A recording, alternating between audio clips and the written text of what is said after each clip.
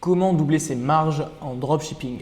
Aujourd'hui, je vais vous partager mes meilleurs conseils afin de vous permettre d'augmenter votre rentabilité, d'augmenter vos bénéfices également du coup sur votre boutique ou vos boutiques. Et ça, que vous soyez en dropshipping pur ou que vous ayez une marque. Donc restez bien attentifs jusqu'à la fin de cette vidéo parce que je vais vous transmettre un maximum de valeur. Avant qu'on rentre dans le premier conseil, dans le vif de cette vidéo, je vous invite à vous abonner, à activer la cloche de notification, comme ça vous ratez vraiment pas une vidéo de valeur. J'en sors une tous les jours à 18 h. Et maintenant on est parti.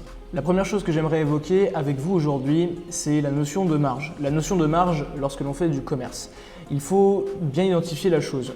La vente, lorsqu'on fait la vente, eh bien, il y a le coût du produit, il va y avoir également le coût d'acquisition, puis ensuite vous allez avoir les impôts, les taxes, etc. Dans cette vidéo, on va négliger les impôts, les taxes, etc. Pourquoi ? Parce que ça dépend de votre fiscalité, ça va dépendre de vous et de votre montage. Donc en fait, en fonction de chacun, l'impact qu'aura au final l'impôt, la taxe, etc., les cotisations que vous allez devoir payer ne sera pas la même. Donc ceci mis à part, il nous reste deux éléments sur lesquels on va se concentrer dans cette vidéo. En fait, trois plutôt. Premièrement, il va y avoir le coût de votre produit. Le coût de votre produit, ça rentre dans l'équation. Vous l'avez compris, eh bien, vous avez le prix de vente, donc lequel vous vendez le produit, vous avez le coût d'achat également, ce que vous achetez vous chez votre fournisseur, puis après, vous allez avoir à ajouter les coûts publicitaires pour ensuite garder une petite marge ou une grosse marge en fonction de ce que vous faites, si vous le faites correctement ou non. Première chose, premier élément, donc du coup vous l'avez compris, ce sera les coûts d'achat. Le coût d'achat, l'argent que vous allez investir chez votre fournisseur pour pouvoir expédier le produit, sachant qu'on fait du dropshipping. Ça ne veut pas dire que vous prenez les produits d'AliExpress, ça veut dire simplement que ce n'est pas vous qui avez le stock.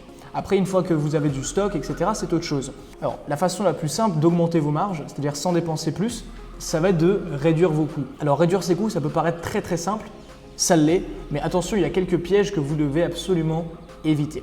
Premièrement, ne pas tomber dans l'idée de se dire voilà, on va faire la course au fournisseur le moins cher. Parce que le moins cher ne veut pas toujours dire le meilleur. Après, le plus cher ne veut pas forcément dire le meilleur également. Le prix que va vous faire votre fournisseur va dépendre surtout de votre taux de commande, donc votre nombre de commandes par jour, à quel degré vous êtes dans votre business. Forcément, au plus vous en achetez, au moins ça vous coûte. Et également, il y a une deuxième chose, un deuxième facteur, ça va être le degré de compétence qu'a votre fournisseur, le degré d'influence qu'a votre agent même dans son pays ou en final en Chine. Moi, je parle pour moi parce qu'on fait des stocks en Chine et parce qu'on travaille principalement en Chine. Donc, je sais que par exemple, l'agence avec laquelle on travaille, c'est toute une grosse entreprise, ils vont être capables d'aller négocier des coûts, ils connaissent énormément d'entreprises, ils sont connus, ils sont là depuis plusieurs années avant même que toute la tendance sur Shopify, sur AliExpress, etc., que le dropshipping existe. Donc ça, c'est un point très important. Vous allez pouvoir négocier le coût très simplement avec en faisant plus de commandes pour vous, au final en générant plus de commandes, deux, avec un bon fournisseur qui va savoir vous amener les prix les plus bas avec attention, un service de qualité parce que je vois beaucoup trop de personnes qui cherchent le moins cher, mais qui au final ne sont soit pas livrés, soit pas assurés, n'ont pas de support. Nous, on est livré, assuré et on a un support et ça, c'est top. Donc voilà, premier élément, concentrez-vous à trouver un bon fournisseur, un bon pilier pour votre business parce que ça va vous permettre d'avoir de meilleurs coûts d'achat. Dites-moi en commentaire si d'ailleurs vous travaillez avec un agent, si ça fait un moment que vous travaillez avec lui ou si vous travaillez encore par AliExpress ou un de ces sites qui vous permet d'acheter en Chine et de revendre ici en Europe. Dites-le moi en commentaire, comme ça on interagit ensemble. Deuxième point de cette vidéo, du coup, vous allez devoir vous concentrer, si vous souhaitez augmenter vos marges, à forcément diminuer vos coûts publicitaires. Alors attention, diminuer vos coûts publicitaires, ça va dépendre en fonction de la plateforme également sur laquelle vous travaillez. Donc peut-être que vous travaillez sur Instagram, peut-être que vous travaillez également sur Facebook, peut-être que vous travaillez sur Google ou même d'autres plateformes, il y en a plein. Là, on parle bien de trafic payant, pas de trafic gratuit.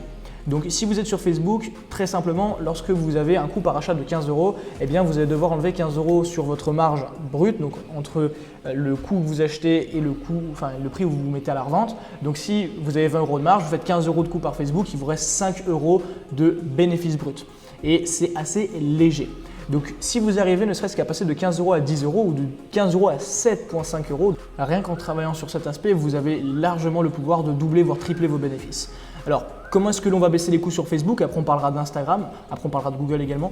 Vous voulez baisser vos coûts sur Facebook, c'est très simple, vous devez tester énormément de messages publicitaires parce que vous ne savez pas quelle audience répond le mieux. Bien sûr, je pars du principe où vous utilisez une bonne stratégie publicitaire parce que voilà, dans cette vidéo, vous vous en doutez bien, on ne va pas tout couvrir, sinon ce serait une vidéo interminable. Mais voilà, testez un maximum de messages parce que ça fera vraiment la différence. Une fois que vous trouverez la bonne audience pour acheter vos produits, forcément, ça reviendra moins cher. Ça, c'est mon conseil d'aujourd'hui. Pour Instagram, tout va reposer dans la négociation. La négociation et surtout le travail long terme. Donc ça, c'est à vous de voir. Nous, on développe une marque sur le marché français en ce moment, alors que c'est ultra concurrentiel, que par exemple, toutes les agences sont très sélectives. On passe tous les tests. Pourquoi? Parce qu'on a du stock, parce qu'on a beaucoup d'argent à investir également et parce qu'on est très sérieux. Et vraiment, au final, on travaille avec des personnes expertes dans leur domaine qui nous permettent de négocier à notre place pour du coup nos placements, etc. Ça fait la différence quand on vous propose un prix à 2000 € et qu'on s'en sort à peut-être 1000 € avec plein d'avantages. Voilà, donc la négociation sur Instagram, ça va faire la différence. Et troisièmement, sur Google, ce sera votre pertinence publicitaire, suivi bien sûr des recherches de mots-clés, etc., etc., etc. Donc tout ça, c'est à vous de prendre en compte. Le but de cette vidéo, c'est pas de traiter tous les aspects publicitaires, mais vraiment de vous donner des idées comment est-ce que vous allez pouvoir réduire vos coûts publicitaires et augmenter forcément vos marges. Et maintenant, on va passer au troisième point de cette vidéo, mais juste avant qu'on passe au troisième point de cette vidéo, mettez-moi simplement un like sur la vidéo maintenant si vous appréciez le contenu, si vous en voulez plus, parce qu'au final, ça fait référencer la vidéo et ça nous fait grandir tous ensemble notre communauté sur YouTube. Dernier point de cette vidéo, maintenant on va parler de votre panier moyen. Alors le panier moyen, c'est clairement une des armes qui fait la différence entre vous n'êtes pas rentable, vous êtes rentable et bien sûr vous avez de petites marges, vous avez de grosses marges. Si chacun de vos visiteurs vous rapporte 10 € de bénéfices, c'est bien, c'est très bien. Par contre, si chacun de vos visiteurs demain vous apporte 15 € ou 20 € ou même, soyons encore plus exagérés, 40 €, alors qu'ils achètent tous le même produit, le produit que vous vendez aujourd'hui, ça fera directement la différence dans votre business, car en plus, ça ne vous coûtera pas bien plus cher pour les acquérir. Tout repose dans le panier moyen. Et là, on va parler d'upsell, on va parler de cross-sell, on va parler de downsell. Et tout ça, ça fait vraiment le travail. Vous l'avez compris, le sujet de cette vidéo, ce n'est pas de vous parler en détail de comment est-ce que vous allez devoir structurer vos upsell, cross-sell, downsell, parce que c'est un sujet de vidéo à part entière et j'attends d'avoir vos retours par rapport à ça si vous souhaitez que je le mette en place, si vous souhaitez que je fasse une vidéo à ce sujet. Mais pour doubler vos marges, vous avez la clé. Là maintenant, vous pouvez le faire, peu importe votre niveau dans votre business. Je ne sais pas où est-ce que vous en êtes, mais vous pouvez le faire. 1. Vous négociez vos prix, donc soit vous allez trouver un meilleur agent ou alors vous allez descendre les coûts avec votre agent. Vous pouvez même augmenter votre débit de commande, donc augmenter, scaler au final, votre agent descendra ses coûts. 2. Vous pouvez tout simplement tester plus de messages publicitaires, négocier mieux ou travailler avec des gens qui savent, qui vous apprennent comment le faire. Et ça fera la différence, peu importe que vous soyez sur Instagram, Facebook ou Google ou tout autre canal d'acquisition payant. Et troisième point, eh bien, ça va être à vous d'augmenter le panier moyen, donc de valoriser encore plus chaque client de votre site, donc d'augmenter la valeur qu'a pour votre entreprise chaque client qui achète sur votre site. Donc voilà, on a fait le tour de cette vidéo. J'espère que vous avez pris des notes, que vous allez appliquer tout ça sur votre ou vos boutiques. Et si vous souhaitez aller plus loin, vous pouvez accéder à la conférence totalement gratuite.